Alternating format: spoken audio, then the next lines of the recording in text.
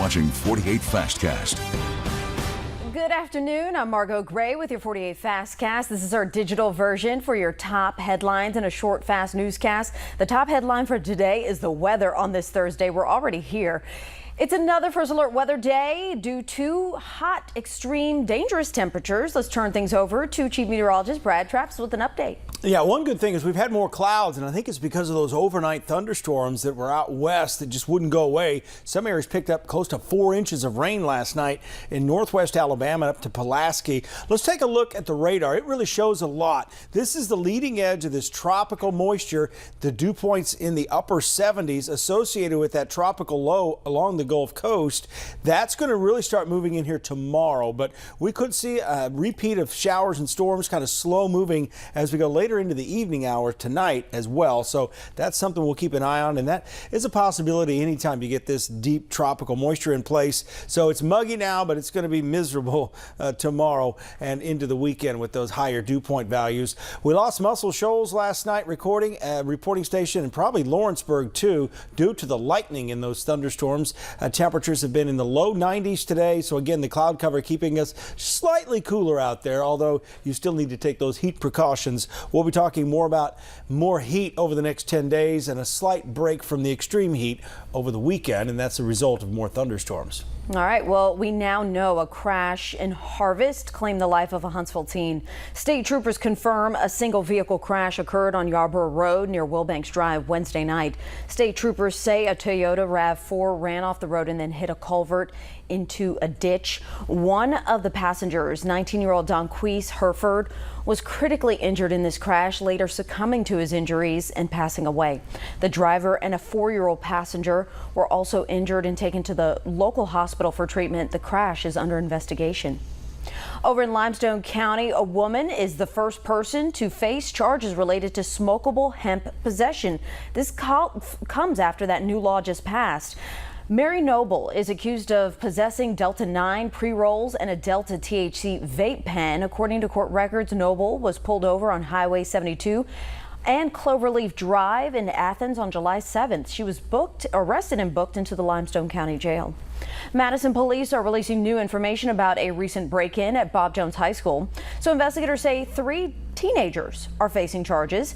A 16-year-old student and a 19-year-old former student of that school are charged with felony possession or burglary and theft. Another 16-year-old student is charged with receiving stolen property. Police say the duo stole thousands of dollars worth of equipment and computer and camera equipment, as well as furniture, tools, musical instruments, the whole nine. Most of the stolen items have been recovered. City of Huntsville, I should say, is looking to shape the future of North Huntsville, and you are invited to learn a lot more. I'll have more on that after this short break.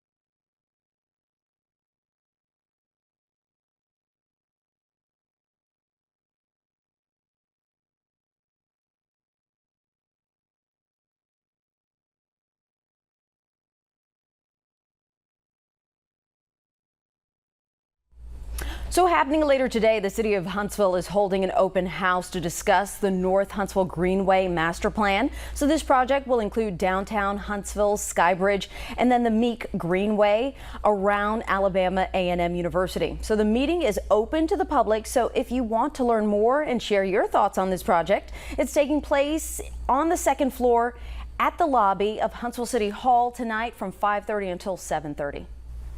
Today is a 48 First Alert Weather Day, sponsored by Mr. Rooter Plumbing for all your emergency plumbing services.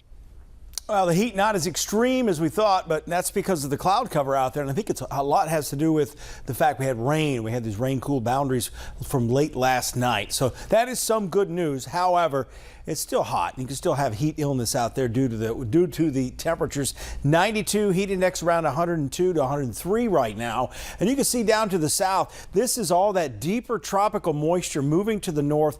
This is what's going to be around tomorrow afternoon, but could make it in here later tonight and could give us some thunderstorms, kind of like late last night, slow moving boundaries. So we'll watch that potential for some street flooding, and we'll definitely see that threat tomorrow. Here are the current temperatures. Low 90s across the board, pretty much down along the Gulf Coast. We continue to see this spin here, and this is a big problem for Louisiana and probably East Texas, as this is going to stall out there, but that deep tropical moisture will continue to rise to the north.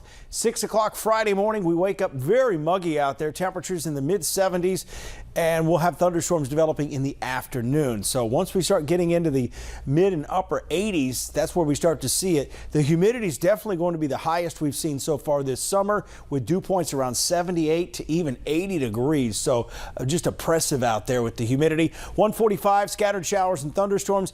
Very heavy rainfall in localized areas. Again, you could pick up 2 inches of rain in about 30 minutes just due to the amount of water that's in the atmosphere. This will play out probably through about 9 o'clock, even though the model guidance kind of takes it away at sunset. I think we're going to have boundaries out there that continue to light up a few thunderstorms into the late evening hours. So rain chances increasing quite a bit tomorrow. There's nothing out there right now, but we could still see something this evening, and our rain chances remain about 30 to 40% into next week. Here's that 10-day forecast. Scattered storms throughout the weekend, highs in the low 90s, and then we get right back into the mid 90s. Heat index values approach 105 again much of next week.